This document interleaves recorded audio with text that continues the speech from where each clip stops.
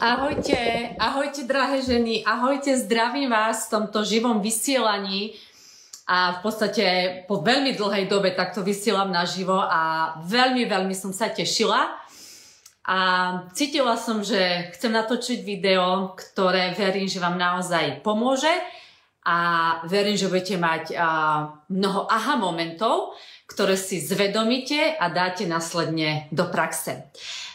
Dnešné video je pod názvom Čo je pre mňa ženská energia?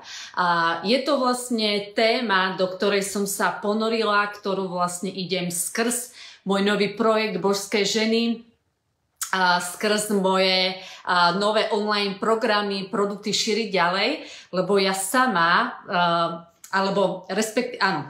ja sama som vlastne v minulosti tvorila zo zranené energie. Takže poznáme zranenú energiu a poznáme zdravú energiu alebo božskú energiu. O zranenej energii možno niekedy inokedy, ale dnešné video bude o tom, čo je pre mňa zdravá ženská energia. Takže poďme teda na to. Ja som si aj pred videom napísala aj pár poznámok, aby som náhodou na nič nezabudla. OK? Takže poďme teda na to. Takže pre mňa, a respektíve kde som možno ja začala, keď sa tak spätne vlastne vraciam do minulosti, kde som vlastne ja sa už otvorila tej zdravej ženskej energie v tom, že som sa oprela o svojho vnútorného muža. A dajte mi dole do komentárov vedieť, že či vám táto tematika je známa, že či viete, o čom rozpráva vnútorná žena, vnútorný muž. Dajte mi vedieť. Veľa žien a ja sama v minulosti aj ešte stále už sa naozaj veľmi prebúdza tá zdravá ženská energia, ale veľmi veľa je ešte žien nastavených v tom systéme, že musia si všetko vymakať, že musia všetko oni vybaviť, zariadiť, či v práci, či v rodine a všetko je to vlastne na ich pleciach. Takto vlastne fungovali sme po stáročia. Naše mamy, naše babky, naše prababky. A muž prišiel z práce, vyložil si nohy a žena aj do práce, aj deti, aj navariť, aj všetko. A tak ďalej, a tak ďalej. O tom by som mohla viacej rozprávať. Ale vlastne tá zdravá ženská energia, že sa je opriem od toho svojho vnútorného muža. Vnútorný muž je vlastne aspekt našej energie. Nebudem to viacej do hĺbky rozoberať, lebo to by naozaj bolo na veľmi dlhé video a na to naozaj momentálne nie je priestor. Ale oprieť sa, dôverovať tomu svojmu vnútornému mužovi. To je to, kde som ja v podstate naozaj začala, kde som si uvedomila, že nemusím všetko ja sama všetko vymakať, odmakať, zariadiť, zabezpečiť, lebo ja som ten hero, takže niečo v tom zmysle. Takže dúfam teda, že dáva zmysel. A ďalším takým znakom zdravej energie je dôvera. Dôvera v seba, dôvera v život, dôvera v druhých ľuďoch. Pokiaľ neveríme druhým ľuďom, svojmu partnerovi, neverím svojim deťom, neverím proste niekomu tam vonku, tak v podstate je to iba zrkadlo toho, že ja neverím samej seba. Strach je naozaj veľmi veľká téma, kde človek má strach vlastne opustiť to staré, nech je to už čokoľvek, práca, vzťah a tak ďalej, opustiť to staré a vykročiť úplne do nového, neznámeho, do temnoty, kde vlastne nevieš, čo bude.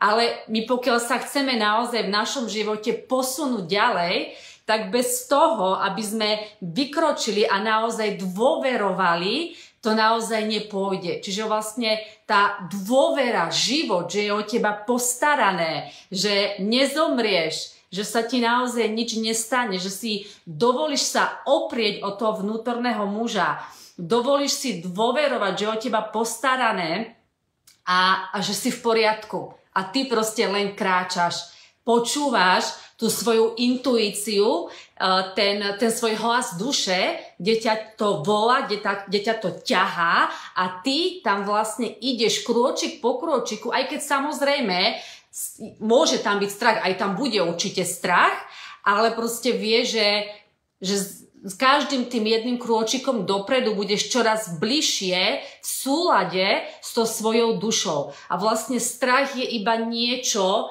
strach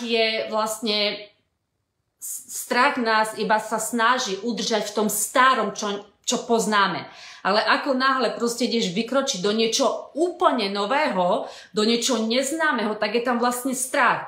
Ale strach je vlastne iba indikátor toho, že ty sa vlastne posúvaš dopredu a ty vlastne rastieš. A to, čo vlastne je teraz strachom, teraz momentálne pre teba, tak o pár týždňov to už pre teba strach nebude, alebo pre teba už povedzme o týždeň, o mesiac, to bude pre teba už komfortná zóna. Bože, ja si pamätám, keď som natáčala prvé živé vysielanie, takto som sa klepala, 3 razy ma asi prehnalo, kým som to zapla, ale to je presne o tom, keď človek ide do nového, tak sa bojí. Môže to byť nová práca, nový vzťah, proste niečo staré, opustiť čokoľvek. Ale tá dôvera, život, že je o teba postarané, že verím sebe, verím naozaj tomu životu, tomu vnútornému mužovi, je naozaj veľmi, veľmi dôležitá. Ďalej, znak zdravej ženskej energie, že si dovolím, to som vlastne už spomínala, dovolím si tú podporu, dovolím si pomoc. To znamená, že nie, že ja, silná žena, idem, všetko musím ja zasa urobiť. To je tá zranená energia, ale dovolím si tú podporu a pomoc. Či už sa niekoho opýtam, alebo či vlastne v tom vonkajšom svete ten môj reálny muž ma môže nejakým spôsobom podporiť, pomôcť, ale vypýtam si tú pomoc, že nie je to znak slabosti, tak to je to správne slovo, nie je to znak slabosti, keď si od niekoho vypýtam podporu a pomoc, práve že je to znak tej ženskej sily. Áno, že niekto iný mi dokáže pomôcť a podporí mňa. A o tom je vlastne ženská energia, že si vlastne navzájom sa podporujeme a pomáhame si. Čiže nie je tam konkurencia. Áno, konkurencia je zranená energia. Ďalej, tiež som to už načrtla, keď som v tom neznámom, už v tom novom, tak si to vlastne vychutnávam. Aj keď viem, že nie je to vždy ľahké, ale vychutnávam si, že áno, ja viem, že som na správnej ceste, cítim to, že som na správnej ceste a viem, že na konci každého tunela je svetlo, je to proste len určité obdobie transformácie, určité obdobie, kde človek sa stáva silnejším, kde mu doklikávajú veci, je to obdobie učenia, je to obdobie, kde vlastne nájde tie svoje dary, tie svoje, áno, dary. Takže vychutnávam si vlastne, keď som v tom tmavom období, v tom temnom období. Áno, pýtam si tú podporu, pýtam si tú pomoc, dôverujem, opieram sa o toho môjho vnútorného muža. No a samozrejme, ako vnútri, tak aj navonok. Áno, ono je to vlastne sa prepojené. Pokiaľ ty vlastne dôveruješ alebo sa oprieš od toho vnútorného muža a oprieš sa oňho a naozaj dôveruješ, že ti pomôže, podporí ťa, tak vlastne aj v tom vonkajšom svete ten vonkajší tvoj partner, manžel, je vlastne iba zrkadlom teba. Áno? Takže to je naozaj všetko krásne poprepájané. Ďalší znak zdravej ženskej energie, že ženská energia spolupracuje s vyšším ja. Spolupracuje s vesmírom. Áno? Takže nie je to o tom, že ja na všetko potrebujem prísť sama, ale tá ženská energie je, že ja si vyberám z toho neobmedzeného pola možností, vyberám si, žiadam si. Áno, to je ako keby si príklad si predstavíš, že si otvoríš nejaký katalóg a proste vyberáš si, chcem takto, chcem takto žiť, chcem takého partnera, chcem taký dom, proste vyberám si, žiadam. Áno, to je vlastne spolupráca s tým vyšším ja, s tým vesmírom. To je tá ženská energia, že vlastne my nemusíme nič, ale môžeme všetko. Takže ja som v minulosti tak fungovala, že ja som si myslela, že ja to všetko musím, ja svojimi rukami, svojou myslou, ja to všetko potrebujem urobiť. Či to bolo v pracovnej stránke, alebo či to bolo v súkromnej stránke. Ale to je tá zranená energia. Ďalej znak, čo je pre mňa znak zdravej ženskej energie, je láska, bezpodmienečná láska, tvorím srdcom, je to prijatie. Prijatie je takisto veľká téma, prijatie všetkého, prijatie seba, prijatie svojho tela, prijatie svojho partnera, prijatie svojich detí, prijatie svojej rodiny, prijatie ľudí proste v mojom okolí, že sú akí sú, ale nemením ich na svoj obraz. To znamená, že príjmam ich, aj keď sa mi nepáči, príklad, ja neviem, ich správanie, nepáči sa mi, že robia hento takto, alebo tamto takto, ale naozaj príjmam ich, lebo ja toho druhého naozaj nikdy nedokážem zmeniť. Jediného človeka, ktorého dokážem zmeniť, je človek, na ktorého sa pozeráš každé ráno do zrkadla. A pokiaľ sa zmení naše vnútorné nastavenie, my sa vnútorne zmeníme, tak automaticky ten vonkajší svet nám to začne len odzrkadľovať. Takže tam vonku, pokiaľ nás niekto irituje, tak to nám stláča len náš vnútorný gombík a je to vlastne pozvánka do nášho vnútra, že niečo v sebe proste máme prenastaviť, to tak nazvem. Takže príjmam a stávam sa, samozrejme nie je to ľahké, to viem z vlastnej skúsenosti, nie je to ľahké, ale trénujem to a stávam sa v podstate akoby takým pozorovateľom tých situácií a tých ľudí. A vždy vlastne idem nie tam vonku, ale vždy idem do seba, do svojho vnútra. A tam sa pýtam otázky, kde ja toto robím, prečo ma to irituje, robím to ja niekomu a tak ďalej a tak ďalej.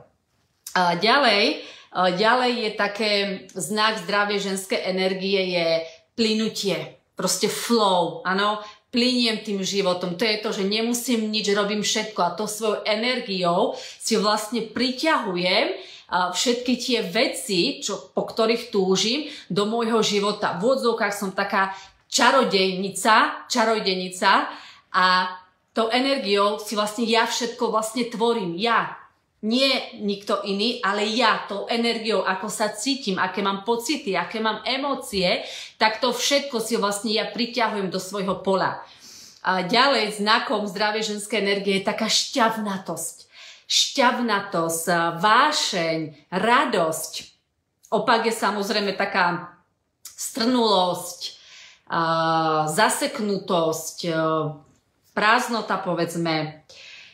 Ďalej je to kreativita, tvorivosť, že som naozaj tvorivá, kreatívna, proste tie nápady, proste tie idei, proste ku mne veľmi ľahko plynú. Som akoby taká slamka vesmírna a proste všetko to zo mňa vlastne tečie a dávam to vlastne vonku. No a to som posledné už hovorila, to je tá pomoc a tá podpora. Čiže toto je vlastne pre mňa znak zdravej ženskej energie. A tým, že naozaj táto téma mi je veľmi blízka a sama som si vlastne prešla, keď som bola na tej opačnej strane, tej zranenej energii, čo mne vlastne veľmi pomohlo, bola medicína tanca.